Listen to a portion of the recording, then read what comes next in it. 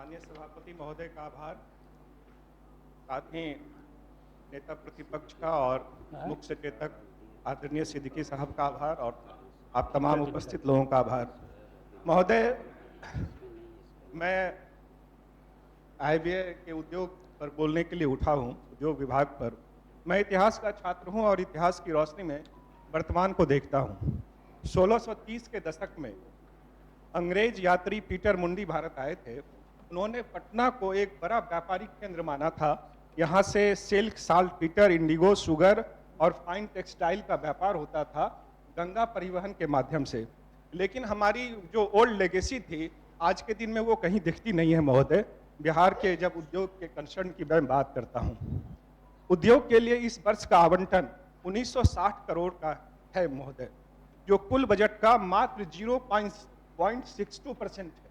ये बहुत ही मिनिमम है महोदय, और बिहार जैसे पिछड़े राज्य के लिए तो ये बड़ा ही दुख का विषय भी है कि इतना कम आवंटन क्यों है। दरअसल 2024-25 के पुनरीक्षित अनुमान के मुताबिक खर्च होने वाली रकम करीब 3038 करोड़ है। इसीलिए मैं महोदय पूछता हूं कि जब इतना अनुमानित है तो फिर 1960 करोड़ का क्या मामला बनता है। इसमें तो ज़्यादा से ज़्यादा प्रोविजन होने चाहिए। बिहार महोदय पिछड़ा राज्य है। महोदय, अर्थशास्त्र के नोबेल पुरस्कार विजेता जेम्स रॉबिन्सन और डेरेन ने कहा, एक कॉन्सेप्ट दिया कि किसी भी देश की राज्य की संस्थाएं अगर मजबूत होती हैं तो औद्योगिक और आर्थिक विकास मजबूत नहीं होती हैं, तो औद्योगिक और राज्य के विकास रुक जाता है। तो महोदय, मैं बिहार को उसी संदर्भ में देखता हूँ। पिछले वर्ष अक्टूबर 2024 में बिहार की पहली निजी semiconductor company Suresh chips and semiconductor स्थापित हुई। उसके CEO का कहना था, ये मेरी सबसे बड़ी भूल थी कि बिहार में मैंने इस तरह के उद्योग की स्थापना की, क्योंकि जो बेसिक इंफ्रास्ट्रक्चर था वो उनको मिला नहीं, रोड कनेक्टिविटी नहीं मिली, कल तक क्लाइंट उनके पास आ नहीं रहे थे। महोदय, ये बिहार की औद्योगिक व्यवस्था का बड़ा आईना है। अर्थशास्त्री आर्थर लुइस ने डुअल सेक्टर मॉडल का कॉन्सेप्ट दिया, माइग्रेशन मॉडल। आर्थिक विकास तब होता है जब श्रमिक पारंपरिक कृषि क्षेत्र से आधुनिक क्षेत्र की ओर हस्तांतरित होते हैं, उनका माइग्रेशन होता है, और ये जब शिफ्ट होते हैं। लेकिन यहाँ तो औद्योगिक में हम लोग शिफ्ट ही नहीं हो पाए हैं, जिससे हमारी उत्पादकता और वेतन के बढ़ोतरी का तो कोई सवाल ही महोदय नहीं उठता है। ये बिहार बड़ा राज्य है, आबादी के दृष्टिकोण से हम काफी बड़े राज्य हैं, तो हमें तो डेमोग्राफिक डिविडेंड लेनी चाहिए थी।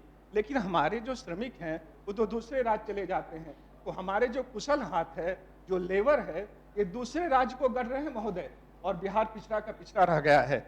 ये बिहार की औद्योगिक नीति पर सवाल है महोदय। शांति शांति शांति। भारत का आर्थिक सर्वेक्षण 2016-17 के अनुसार बिहार और उत्तर प्रदेश देश के आधे आउट माइग्रेशन के लिए जिम्मेदार हैं, और ये 2011 की जनगणना के अनुसार 2,72,72,00,000 लोगों ने माइग्रेट किया, और वर्तमान परिस्थिति में इस सदन को हमारा संरक्षण नहीं अधिक है महोदय। अनिल शर्मा जी का संरक्षण चाहिए। 5 करोड़ लोग माइग्रेट कर रहे हैं, इसकी चिंता अनिल बाबू कीजिए। बिहार आर्थिक सर्वेक्षण आंकड़े इंडस्ट्री के स्टैग्नेशन का आईना है। मैन्युफैक्चरिंग जो प्रमुख औद्योगिक गतिविधि है महोदय, उसमें 2022-23 में ग्रोथ रेट -6% था, जो 2023-24 में मात्र 1.4 वृद्धि दर दर्ज किया। वर्ष 2021-22 में GSDP में मैन्युफैक्चरिंग की हिस्सेदारी 9.6% थी, जो 23-24 में महोदय घटकर 7.6% हो गई। तो महोदय, यह बिहार की बदहाली का संकेत है। अभी फर्स्ट हाफ में माननीय मंत्री जी ने MSME की चर्चा की थी, तो मैं कहना चाहूंगा कि सूक्ष्म लघु एवं मध्यम उद्यम मंत्रालय के उद्यम रजिस्ट्रेशन पोर्टल पर MSMEs की संख्या देखें तो भारत की कुल MSME संख्या में बिहार का योगदान मात्र 5.47% है, जबकि उत्तर प्रदेश का 10.69 है। तो महोदय, सूक्ष्म उद्यम में 4.11% है, लघु में 2.64% है, मध्यम में बहुत ही कम 1.49% है महोदय। ये बिहार की बदहाली की कहानी कहता है महोदय। बिना अनिल बाबू आपके लिए, बिना मंजर वो तरुणाई कैसी, कहते हो बाग आबाद लगता है, बिना मंजर वो तरुणाई कैसी कहते हो बाग आबाद लगता है, वो जो गजल पढ़ते हो वो सरकार का इश्तिहार लगता है। महोदय, बिहार का पहला ड्राई पोर्ट पीपीपी मोड पर खुला है बिहटा में। प्रिस्टीन कंपनी के साथ सरकार ने करार किया और वो खुला है। महोदय, मेरा ये कहना है कि एक्सपोर्ट ऑफ गुड्स में ड्राई पोर्ट का बड़ा योगदान होता है, आमदनी भी बढ़ती है, नौकरियां भी उसमें कुछ होता है, और जब बिहार की आमदनी बढ़ेगी तो बिहार का उद्योग भी उससे काफी विकसित होगा।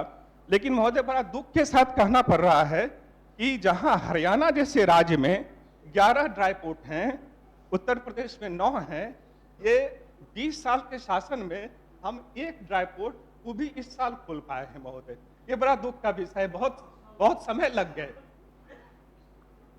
महोदय, एसईजेड की चर्चा हमने फर्स्ट हाफ में हम लोगों ने की थी। बिहार को 2 एसईजेड मिला, जिसमें कि नवानगर बक्सर में और कुमारबाग पश्चिम चंपारण में। और बिहार गवर्नमेंट का ऑफिशियल स्टेटमेंट में पढ़ दे रहा हूं कि दीज एसईजेड्स are intended to attract both domestic and foreign investments, promoting economic growth and agro processing। महोदय, एसईजेड जब किसी भी राज्य के औद्योगिकरण के लिए एक बहुत ही जरूरी कंपोनेंट होता है, तो अब ये नवंबर में हमको मिला, ये 20 साल में हम क्यों नहीं मांग पाए केंद्र सरकार से? ये मेरा बड़ा ही यक्ष प्रश्न है महोदय इस सदन से। ये पहले ही होना चाहिए था। और महोदय, आपको जान के बड़ा आश्चर्य होगा कि हरियाणा जैसे छोटे राज्य में ये एसईजेड जो है वो 25 हैं, यूपी में 31 हैं, कर्नाटका जैसे हमसे आबादी आधी है वहां 68 एसईजेड है। महोदय, तो ये बिहार को इतना समय लग रहा है, हम तो औद्योगिकरण के फर्स्ट स्टेप में भी नहीं पहुंच पा रहे हैं। ये बड़ा दुख का विषय है और मैं तो कलेक्टिव रिस्पॉन्सिबिलिटी मानता हूं एक सिटीजन होने के नाते। मैं सरकार को तो दोष दे ही रहा हूं कि 20 साल में आपने क्या किया, और साथ ही मैं अपना दोष भी मान रहा हूं कि हम लोग किसी भी चीज के लिए लड़ नहीं पाते हैं। ये बिहार के औद्योगिकरण के लिए बिहार के नागरिकों को भी आगे आना होगा महोदय। और एसईजेड में तो हम जानते हैं कि रिलीफ मिलता है वाटर, इलेक्ट्रिसिटी, बेसिक इंफ्रास्ट्रक्चर। सबसे दुखद पहलू ये है महोदय कि एसईजेड के जमीन के अधिग्रहण के लिए बियाडा को लगाया गया है। और अफसोस के साथ मुझे कहना पड़ रहा है महोदय कि बियाडा की जो मोडस ऑपरेंडी है वो बहुत ही दुखद है महोदय। ये औद्योगिकरण की दिशा में इनकी नीतियां प्रतिकूल है। माननीय मंत्री जी बहुत ही अच्छे सोच वाले हैं, लेकिन ब्यूरोक्रेसी का ये क्या कर सकते हैं, ये मजबूर भी हैं। महोदय, ये लैंड के आवंटन का फ्री होल्ड बियाडा में नहीं है। दूसरी बात मैं कहना चाहता हूं कि 2011 में एग्जिट पॉलिसी आई कि अगर कोई इकाई बंद हो रही है, वो चाहता है कि एग्जिट कर ले, वो लैंड को सरेंडर कर सकता है। लेकिन महोदय, उस एग्जिट पॉलिसी के अलावे छोटी छोटी सी चीजों में इन्होंने इकाई को बंद करने का निर्देश दिया है। उसमें है बिजली की खपत कम होना, शेड छोटा होना, खुले में उत्पादन करना।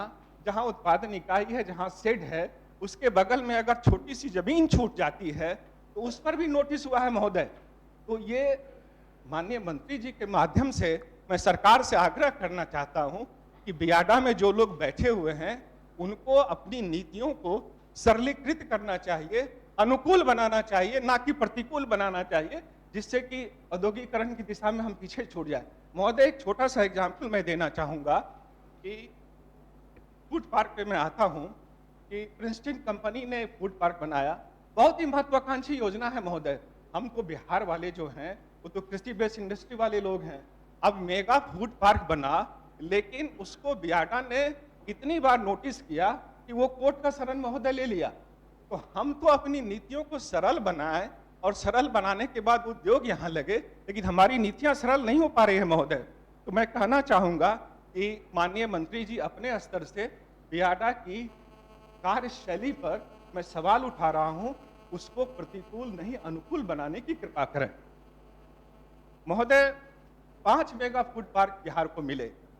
वर्ष 2011 में भागलपुर में मिले, जिसके लिए मेसर्स केवेंटर को ये जिम्मेदारी मिली। 2013 में रोहतास में जेवीएल एग्रो फूड को ये जिम्मेदारी मिली, और 2015 में मम्स मेगा फूड को ये जिम्मेदारी मिली। ये तीनों नहीं बन पाए। उसके कारण क्या थे? कि जो बियाडा की जमीन है, उस जमीन पर इंक्रोचमेंट था और बिहार सरकार उसको खाली नहीं करवा सकी और ये तीनों चले गए हाथ से। जो दो बचे, उसमें प्रिंसटन की कहानी मैंने खगड़िया की कही दी है आपको, और एक मुजफ्फरपुर में बन रहा है। तो महोदय, मेरा माननीय मंत्री जी से आग्रह होगा, ये जो तीन चले गए हैं, अगर उनको भी आप ले आएंगे तो बिहार में कम से कम औद्योगिक माहौल बनेगा। ये मेरा आपसे कहना है और आग्रह भी है। महोदय, जैसा कि आपने कहा कि जल्दी खत्म करना है, तो मैं संक्षेप में खत्म करते हुए अच्छा बोल रहे हैं। सर्वेश्वर दयाल सक्सेना की पंक्तियां कहना चाहूंगा कि प्रश्न जितने बढ़ रहे, घट रहे उतने जवाब। होश में भी एक पूरा देश यह बेहोश है। खूंटियों पर ही टंगा रह जाएगा क्या आदमी। मैं आम आदमी की बात कर रहा हूं। सोचता हूं उनका नहीं, खूंटियों का दोष है। तो माननीय मंत्री जी से आग्रह करते हुए कि बिहार में औद्योगिक वातावरण का निर्माण करें। मैं सरकार के आय व्यय और बजट की प्रतिकूलता जाहिर करते हुए धन्यवाद। आप सरकार को सहयोग करते रहें, काम आगे बढ़ेगा।